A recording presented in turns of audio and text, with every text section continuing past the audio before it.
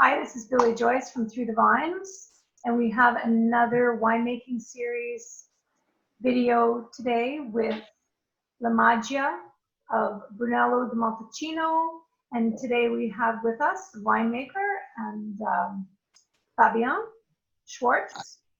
Nice to meet you. And Lisa Tinturini. Hi. A little bit of everything at the winery. Everything needed. Yes, as needed, right. So, so welcome both for being here today. Appreciate it. Well, thank you for having us. Thanks. So, Fabian, we're going to start with you, and if you could please tell us the history of La Magia. Yeah, it's so that my father and my grandfather bought a winery in 79. At that time in Montalcino, we were about 20 wine producers. Now we are more than 200, I think 240 or something like that. Yeah. And at that time, I have to say that my father fell in love in the place. So because he had the chance to buy it, he convinced my grandfather and my grandmother to buy it, because at that time he was 28, 29 when he found it out, and he didn't have a real job at the time. So he was saying, that could be a good idea for my life to be a wine producer. And so he started his adventure in making wine without knowing anything about that. But in this sense, he was lucky, because to buy something in Montalcino at that time was still possible, and it was a good investment. And then obviously he fell in love in the place. He felt in love also in this kind of business, because to be in the wine business is something completely different, because you are producing something which is alive. So it's not like making plastic stuff or something else. So it was very, very, very, very. We were very, very lucky on that. And so we had when he bought the winery, the winery was already 15 hectares of vineyard, and all Sangiovese, all allowed to make Brunello. And in fact, it's in one big plot directly in front of the Abbey of Sant'Antimo, so one of the most beautiful places in Montalcino. Sant'Antimo, it's a Romanic abbey from the 13th century, but which was founded in the 8th century, so very, very, very long time ago. So, and then in 2005, I started to work at the winery after my winemaking studying. And I started to work 2005, managing all the production side. And then 2012, my father retired. And now I also do, obviously I'm continuing to make all the process, the production side, but also with Lisa, also the commercial side. So. Okay, excellent. Well, quick couple questions about that. So did I hear you right when you say all of your vineyards are one plot, all one continuous plot? Yeah. It's let us say that we have one big plot of 14 hectares, and then we have other 2.5 hectares, which are, but it's 100 meters, so it's not. Okay, so it's close. very, very, very close. Excellent. And are you also been in the vineyard too? Are you doing both viticulture and winemaking? Yeah, both. And because especially if you want to make a wine like the Brunello in a very good position like us, the most important thing it's the viticulture side, not the production side. I every time saying that if you want to make great wine, you need the great grapes, and then in the cellar you don't have to make mistakes. So right. Okay, excellent. And you farm organically, correct? Yeah. it's so that's also my father already was working organic, but let us say he didn't want it to have too much bureaucracy, so he didn't never ask for the certification. And so then when I get involved in everything, 2012, when I took over everything, I said, okay, I'm still young, I still can do some paperwork.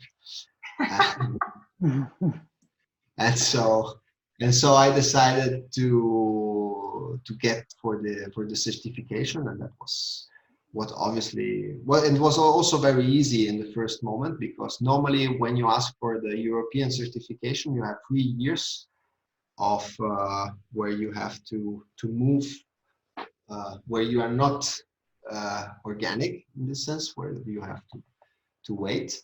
And when they saw how we were working in the last 10 years, or the year before, they told us, okay, you can be organic from the first year, which is something very unusual. So you have to keep great records of everything that you do, every movement, every application.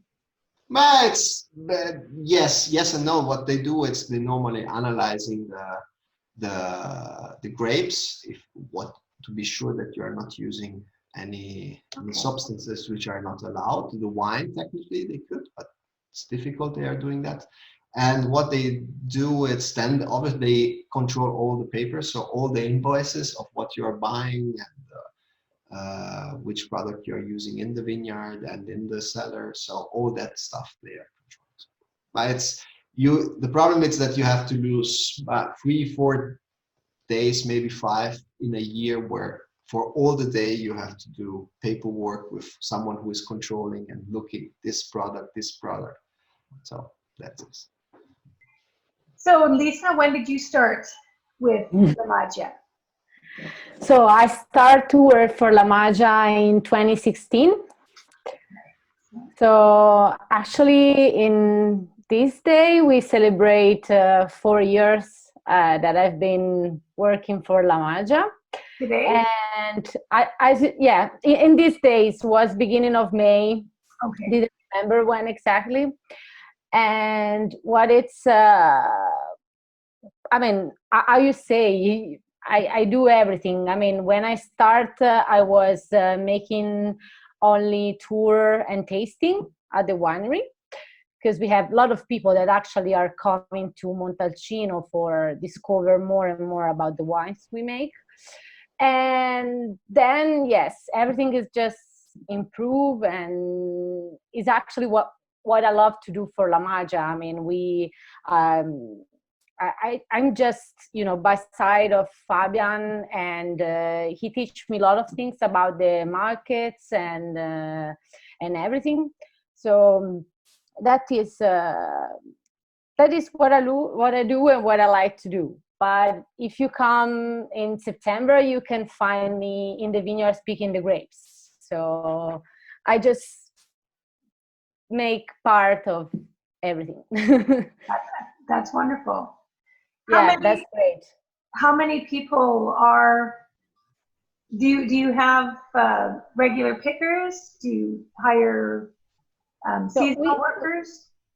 We actually have, 3 people that are working with us for the whole year, but obviously we have all time lot of friends that are coming to help us, and even students, because Fabian have a collaboration with 3 different winemaking school and the university. So the students are coming to La Magia. They stay here for 2 months, September and October, so they can join the winemaking before, meanwhile, and after the harvest. So the most important time of the year, they are with us. Wonderful. Actually, I was going to ask a question about that program, because that program sounds like a really great way to mentor young producers, and that is a really interesting part of your philosophy. So that's really amazing. So Fabian, can you tell me about your wines then? the wines that you produce?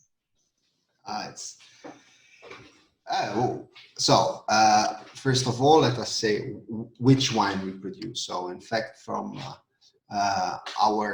like I told you before, all our vineyards are Sangiovese, all allowed to make Brunello, to produce Brunello. So in fact, what we do, it's one part of the production we declass to Rosso di Montalcino, and which is normally coming from the younger grapes, so from the younger vines, which were planted between 2002 and 2008.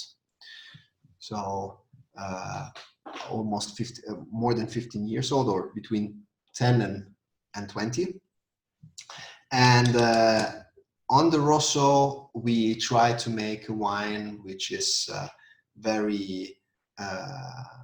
also very drinkable, because my opinion, the most difficult part in when you produce young Sangiovese, it's every time the drinkability. So sometimes Sangiovese have too much tannins and are very difficult to drink the young Sangiovese. So on this wine, with trying to not extract too much tannins from the grapes, we try to get the wine more harmonic. And I think in the last years we were very lucky on that. So and instead, so what we do during the winemaking process, in this sense, it's we make a cool maceration at the beginning. Okay. So to extract all the flavors and all the color. But then as soon as we finish the fermentation, we separate the wine from the skin to not extract too much tannins. And then the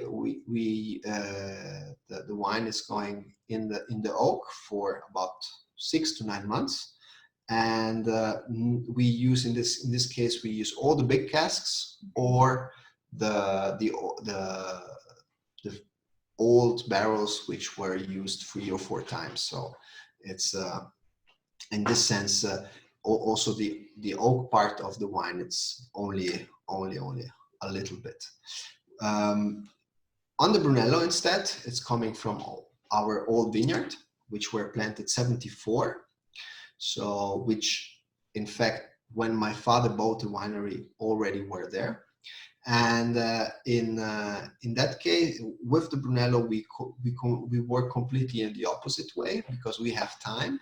So what we do during fermentation, we start the fermentation as soon as possible. So there is no cool maceration at the beginning. And but as soon as we finish the fermentation, after that we make very long maceration on the skins after that. So we stay on the skins until 45 days. So very, very long macerations. And after that, so we want to extract a lot of tannins.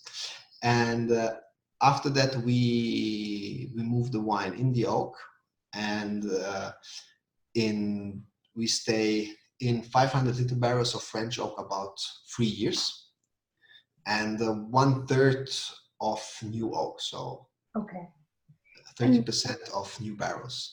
And so, but in this case, we can have so much tannins because we have the time that the tannins are going to be smooth. So at the end, we have every time also drinkable wines, but with more power.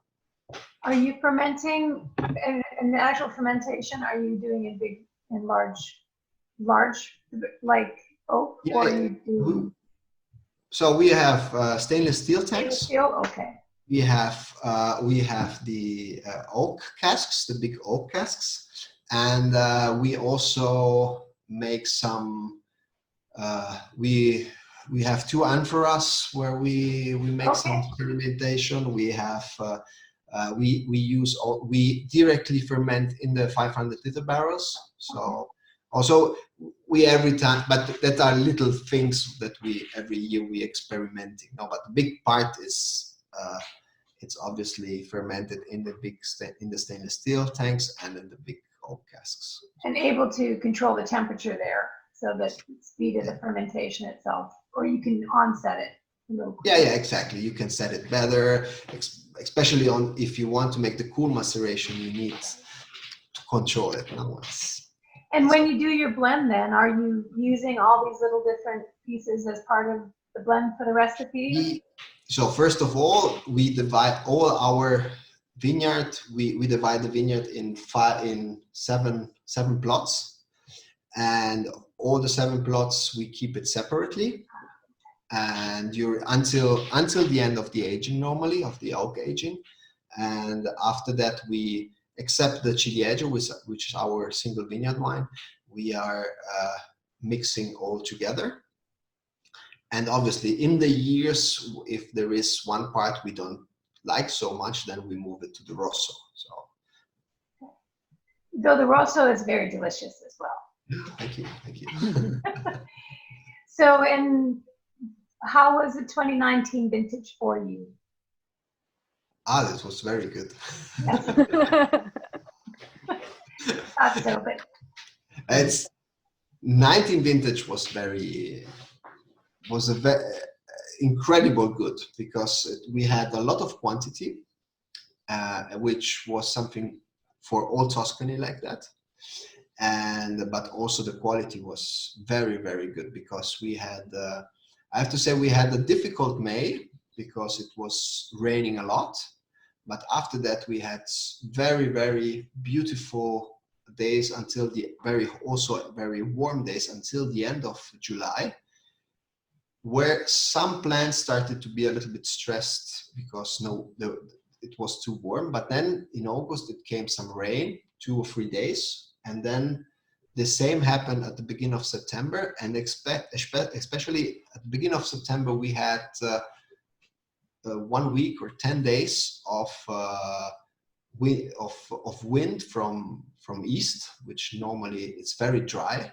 So the temperature went down, very, very dry air. So that was very, very good. And so no problems with mildews or stuff like that. And so it was very, very, very good. And also the differences between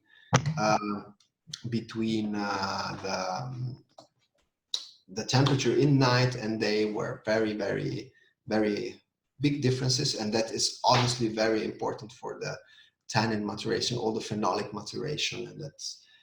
And I have to say, it was about until the grapes, I have to say it was extraordinary vintage. Now we have to see how it will move in the cellar, but until now I'm very, very happy. So is your single vineyard available in the American market? Well, now the vintage available, the 15 of Brunello. The 15, right? That's what I thought. Yeah. Okay. Which was also great vintage. Unfortunately, now all the market stops, but it's 15 it's one of the best vintages of the last decade. Do you export most of your wines? Do you have a lot consumed within Italy? How does that work? I guess, Lisa, this is a good question for you. Yeah, I mean, both can be fine. Mostly it's North America, so Canada and United States for us are of course the biggest markets, and after that Europe and Asia. I mean, in a regular time, not now. Yes, yes. Well, let's talk about the green time. Not now. Yeah, of course. But I mean, I don't believe this is just for La Magia. I think that if you talk with most of the producers of Montalcino wines, especially United States, is the biggest market. Okay. I don't know if Fabian wants add anything. Where in Europe? Where else in Europe do you export to? To the UK next, or? Yeah, UK, even in Sweden, Finland, Germany, Austria, and France, Czech Republic also, and Swiss. That's interesting. Well, it's always, I mean, and how about Italy? How does Italy consume Brunello? So in the Italian market, we are not a lot. I mean, we sell in Italy, but we don't have a large distribution. Probably not as. I mean, in Italy, it's very easy to see the big producer, the well-known wineries. Less easy to see the smallest one, as La Magia is. We hope actually in the future to be more in Italy. We are not interested in produce a lot more of this, because this is, let us say that this is the winery is so big that we can also, it's still a family business, and the family can control everything. That's good. But if you want to be bigger, then it's also, I don't know if you can have the same quality standard and the same and make also the same kind of wine in this sense. So it's it's for La Magia, we are not interested to grow in this sense. Maybe we can start, we can make now we cannot say anything now, but when we know that we are in a good position, when La Magia it's really on the top, then maybe we can also start other projects. La Magia have to be like that. So you were talking earlier about your entry level red, but you also have a rosado or yeah, we also have a rosé wine. We also have wine. Exactly. We also have an IGT. Right. Exactly. Which so the rosé wine we are producing, we started to produce it 10 years ago, but we are not producing it every year. It's only also a little part of the production, because what we do is we use before the harvest we make some green harvest. So we put out some grapes which are too much or which are not so nice, and with that grapes we make the rosé. So we started 10 years ago to do it, but it's a very tiny production, and we use it mostly for our private guests or who is coming to visit the winery to have, especially in summertime, a good wine to drink to start. And then we have the IGT. This is also a project which was born 5 years ago, because some markets were asking us a wine which was more economical wine, in fact. And so we started also with a tiny quantity, but then we saw that some market, especially the Canadian market, were answering very good. And so we decided to rent some vineyards to make it better. And so now we rented 2 hectares of Sangiovese, one part in Montalcino, one part outside Montalcino, and it's a project which is running very good. So we passed from I think we started with 2,000 or 3,000 bottles, and now we are 20,000 bottles. So it's working. Still organic, because it have to be organic. It have to be in the philosophy of the winery. We make also on the IGT. We decided to make a little bit something completely different for Tuscany. So because they asked us a wine, let us say, very easy to drink, to make an aperitivo, and so we decided to make a carbonic maceration, so like the Beaujolais. And I have to say it was working even better than I thought. So curiosity, is that a little bit lower in alcohol? But it's not really. I mean, no. We had yeah, it's maybe depending a little bit on the vintage, but so for example 2018 was 13.5, I think, and I think 19 will be 13 or something like that. So, but it's a little bit lower. It's not like 14 or Right. 15, like It's just a little bit lower. close. So sometimes that's a little bit more refreshing. In Montalcino, what are some of the most challenging things in the vineyard? But for me, it's obviously it was to keep the old vines. So to keep the vines from 74, because obviously in the after 2000 some plants started to die, and so I tried to save all of them or the most of them, and so we still have of the 15 hectares, 8 hectares are still from 74, and that's for me very, very important, because it gives me the possibility to make a wine which is a step higher in quality. And so that it's a project which I started 2007, 2008, and now it's working good. So we replanted plant by plant where there were knots, where the plant died. So, but we kept the old vines, and and now after 10 years I can really see the results. So it was something which for me was very, very, very important.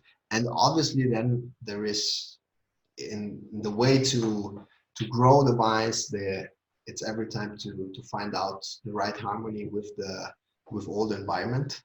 So it's to find out the most sustainable way to produce the grapes.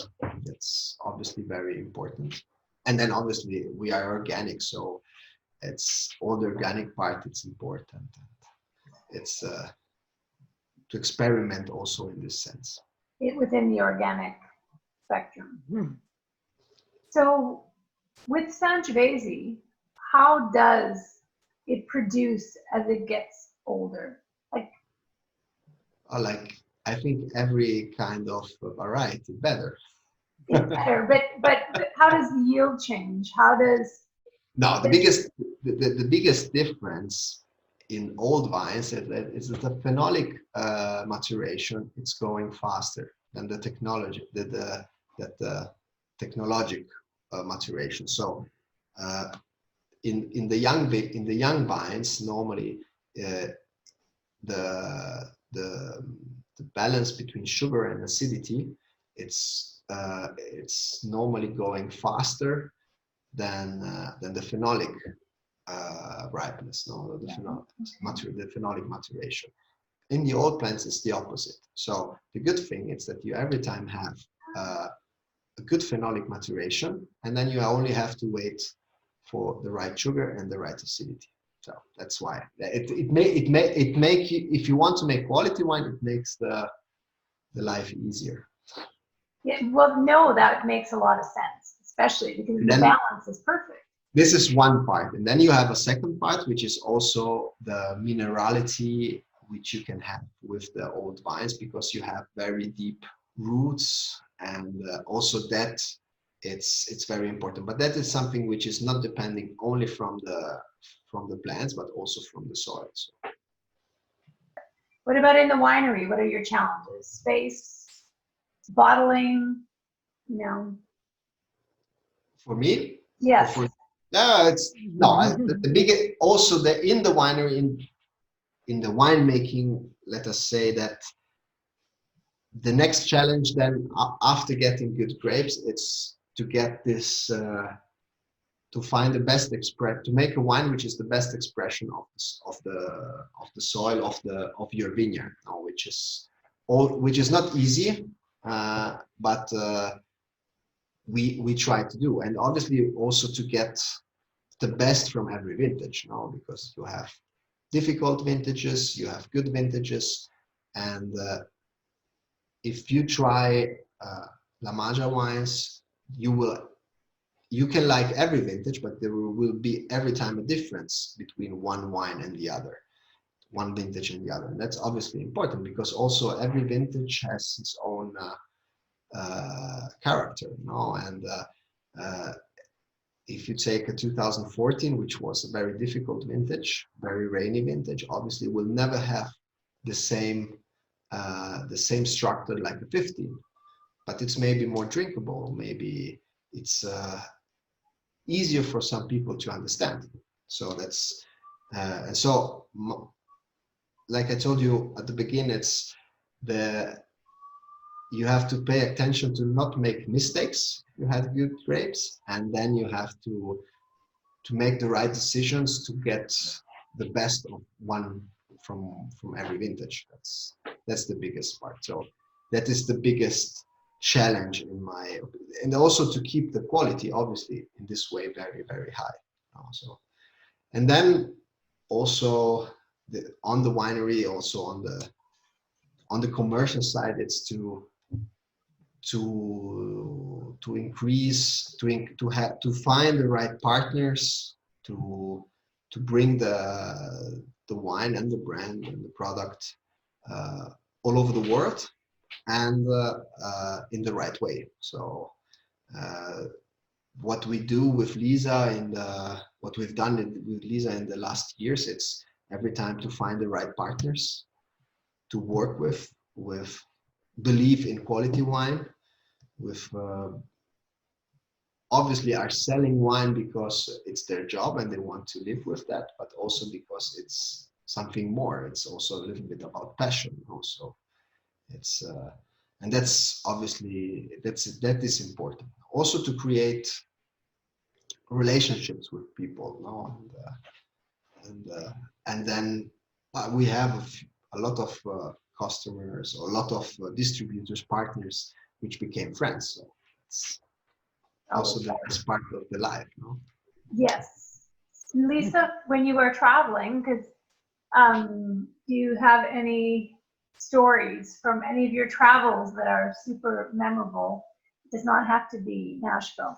But are there any places that you really were surprised by the acceptance or the connection that people felt with La Magia wines? Yeah.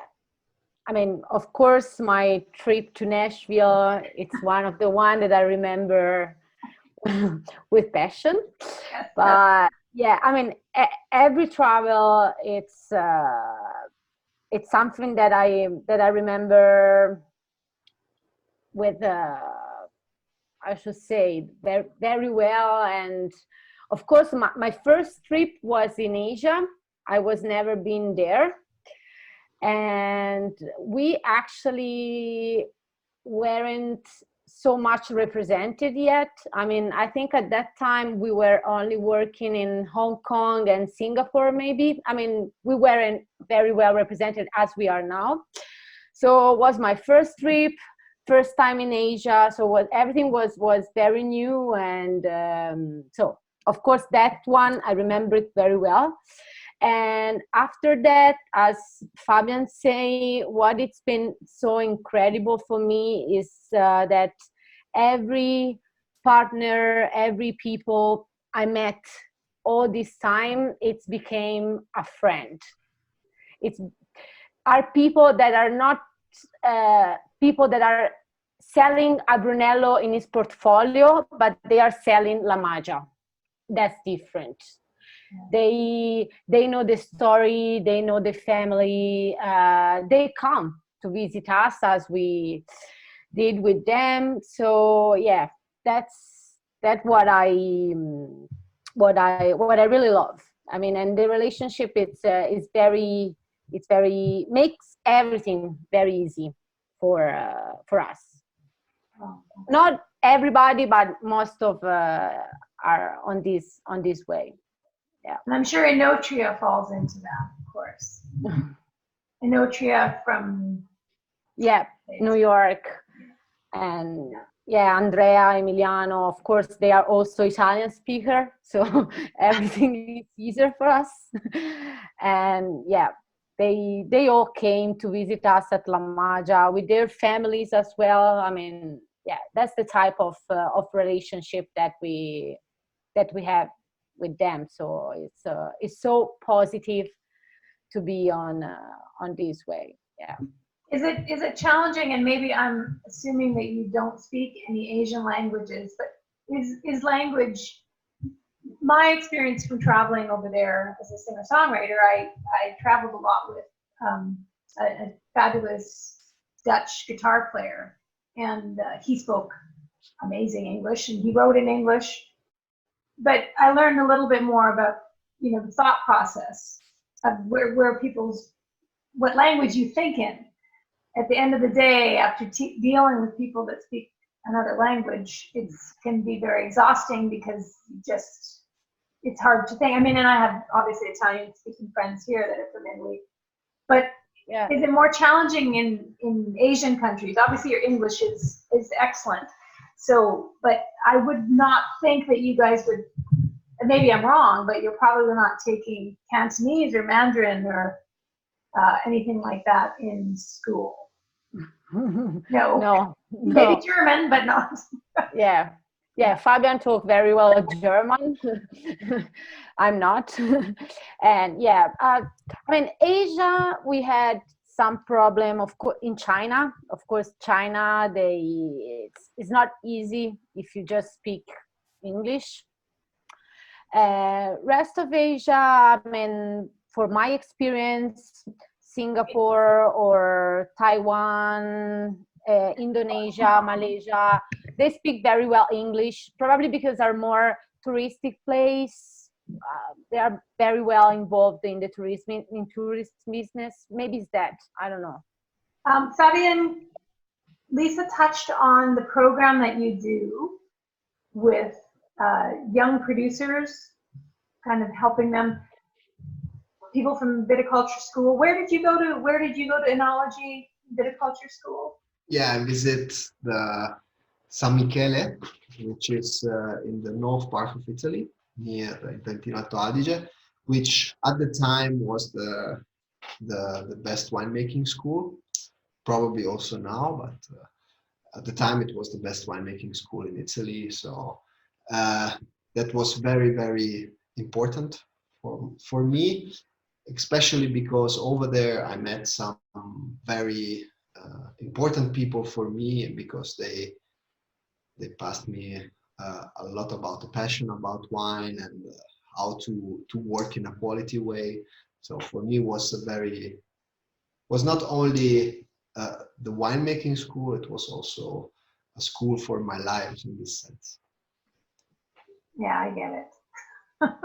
And so now you open it up so that 2 or 3 different people come during the time? So, because when you make a winemaking school or the winemaking university, when I did the school, that we were 1 year more at school, so that the normal schools, but we had to do 2 periods, 2 stage periods during harvest, so 1 every year, so of 2 months in the wine in a cellar, making the harvest, especially in the cellar side. So and obviously you were there working for free, so that is where I learned the most of the thing, or I learned the passion also about wine. So or learn how to work, what you have to do to be precise. So it's that was I told you, it was very, very important period for me. So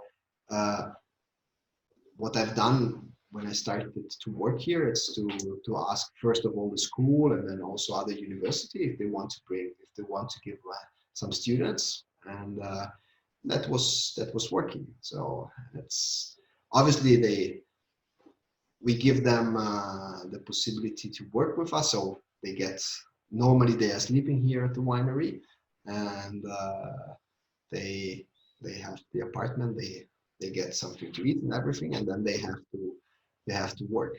Normally, let us say for free, but it's during harvest, I spend a lot of time with them, and I think the nicest part they have with me is that they can see how we work. We are at the end of every day, we are tasting all the wines.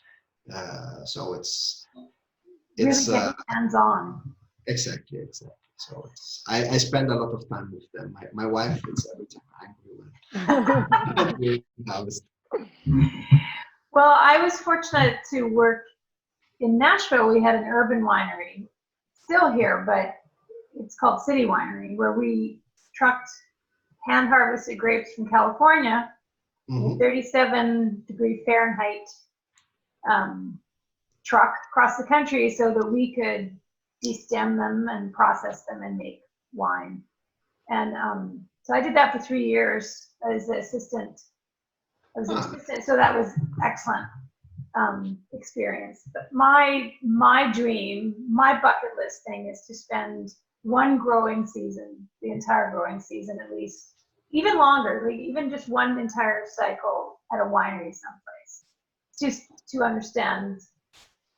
Which when you study, which I've studied lots, but it's not quite the same as that, like that hands-on. But that's what this looks like. That's why you do this. And then all of the knowledge I'm sure you're imparting onto all those students just from your hands-on after you school, and then what you learn in somebody else's vineyard and winery. I'm sure that's a really amazing opportunity you're giving a lot of young producers.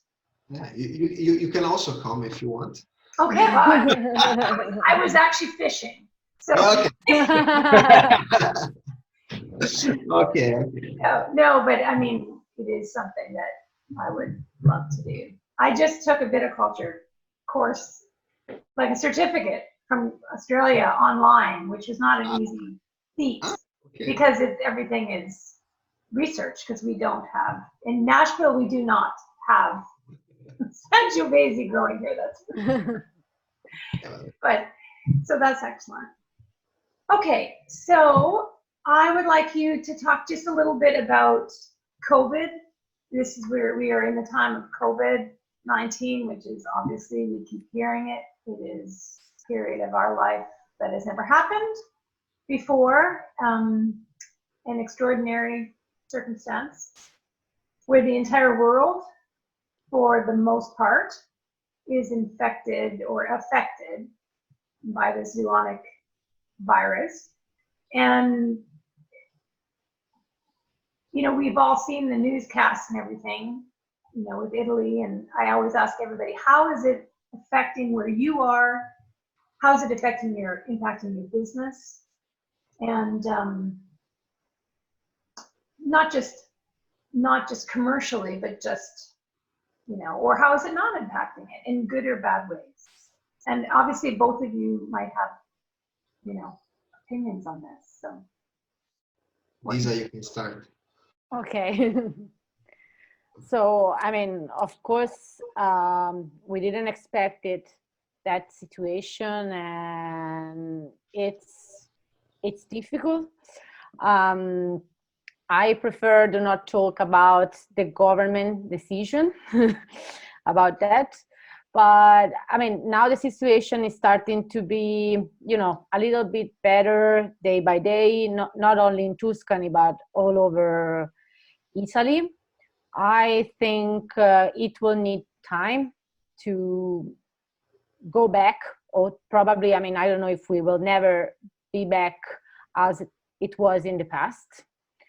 So as I was telling you before, I still used to do the tour and tasting at La Magia, for example, and for now the whole season is gone. I mean, everyone especially from United States, that our biggest part of customers during the summer, everyone has just delete the reservation, so probably no tourists this year, and orders of wine just a little bit, and not yet coming from United States or Canada, that, as we were speaking, are our biggest markets. So I'm working from home, and yeah, just that. I don't know what to expect. I think it will need time, probably the whole year, because we don't expect to do any wine fair or tasting tour, whatever. I mean, I don't think until October, or maybe everything will be just skipped to the next year. So luckily, in the last 2 months, we work with a lot of private customers. I mean, because even with the people that come to the winery, we love to have a relationship. I mean, we do only private tour. We want all time to be in contact with them. So they love to support La Magia, the wines. So they order wines that's been shipped. So we just wait that everything is going to be better. And that's it. Yeah. Okay. Well, thank you for sharing that. No, thank you. And Fabian? I mean, for me, I'm lucky, very, very lucky, because I live at the winery. So it's in this sense, the lockdown, to stay at home, it was not so difficult, or it's not so difficult. And in fact, it didn't change a lot my life, except that my 3 kids are at home for 24 hours, which is the hard work, but also it's also very nice, I have to say. Obviously, the grapes are growing also. Also, if there is this virus, so they are growing. So we have to go on with the work, and I hope that it's not during so long, but that we will come out from this crisis. And I hope that it will. I don't know when we will come out, but I hope. And it's also difficult to see what will happen in the future until we don't know when we go out. So, I mean, I'm sure that if we will go out very soon, it will not change a lot. But if we need another year or even more, then it will change our way to live. So Yeah. I hope. And none of us really know, so it's hard. But is there anything that you miss? Ooh. Other than, obviously, is there just anything that stands out? I mean, obviously, sales. No. Let us say nothing about the commercial side. No, but it's very easy. Right? We don't get the possibility to see people. No, so it's that is to socialize. I mean, I think that human beings are being which need to socialize. So that's we start from the coffee at the bar until the aperitivo and everything, or going to a restaurant. It's important. So, and obviously the school. I miss the school for the kids. Are you guys having to homeschool? Sorry? Are No, kids now schooling on computer or? Yeah, now they are doing the bigger one.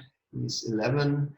He's making every day 3 hours of online homeschool. So with all the class, and that is working now. But I mean, I think they need to go out more than us. They want to go to their friends to see them.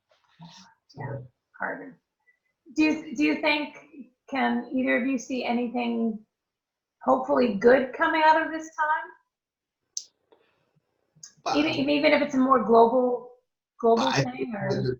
Especially in Italy, what we saw is that the pollution went down. Mhm. It's you have clear water in Venice. Never happened. Exactly. So there are some. We have to see if we can, if we if we are able to see all those things and see maybe to live, then to have more respect about the nature, which is probably what we didn't have in the last 200 years. So it's that yes, but and whatever. That's and another thing is, which is more like it's to, which hopefully will be like that. It's that people, it's listening more to the experts and not to people who is saying any Mhm. the experts, not to the politicians. So let us say like that. I do have another question that I always ask, and that is for you to share your most memorable wine experience, other than, of course, you have to exclude your own wine. So just, I mean, just a memorable wine experience in your life. And each one of you guys go first, or? Fabian, go first. I have more than one, so I have a lot. Fortunately, Just one that just sticks out, the first one that comes to mind. yeah. But let us say that in the last years, we with 4 or 5 colleagues, we are traveling to Burgundy or to France and visiting there some winery. And I have to say that our last year it was very interesting and very nice to be there and to see how they work. But it's not the only one. No, we had every year. I mean, for me, so they over there, obviously Burgundy, it's a way to make wine which is very nice, and I think it's should inspire every wine producer. You know? So, and then other places or wines, it's which I felt in love. It's for example the Etna wines. So I love the all the Etna Rosso. So it's there are more than one. It's difficult to say only one for me. I mean, for me, but it's let us say in the last 2 or 3 years that were 2 moments when I went to Sicily, to the Etna, and when I went to Burgundy, which were very important for me. So, That's great. So you travel with a small group of producers that you do that yeah, with? we have with 5. I have very good friendship with 5 producer winemaking or winemakers. We visit, all of us visit San Michele, so the winemaking school. So we see each other about 3 or 4 times per year, and we also have, if we any one of us have problems about the wine or so, there is a lot of we are helping us together, so it's working. That's the I think one of the nicest part of that school, that you keep in contact with people of the business, and that's nice because you don't have to do everything by your own. You can ask if you have some problems or if you have some questions. Maybe someone of them knows it better than you. So And are they producing wines in all regions of, are they all in Italy producing wine? like, one is so 2 guys are from Trentino Alto Adige, one is from Abruzzo, one is from Sicily. So we cover all Italy. Excellent. Okay, and Lisa, what about one of your most memorable wine experiences? So actually, I spent all this time thinking about it. It's I think for me, everything that it's around the wine world, it's something memorable for me, because so I'm in this world that I love so much. I don't know why. You know what I mean? It's I used to work in a wine shop when I was at the university, but for me was just for, I mean, I studied communication, so for me was just, you know, a job to do, waiting for the degree. And after years, I start to be very interested in this work. You know, my university thesis was about natural, organic, and biodynamic wines. I've been for 4 years journalist, even in the wine world. So everything I did in my life, it was related to the wine. So I started to love it, and after that I did the sommelier course, the WSET course. But it's something that I don't know when it starts. Thank I you. hope to see you here soon, of Yes, course. believe me, I might take you up on that whole some time in your vineyard now that I know you have that opportunity. You have to you have to work for one entire year. So One entire year. I just have to work for 5 years to save up to be able to do that, but yes. Anyway, thank you so much. You guys have a good day. Thank you.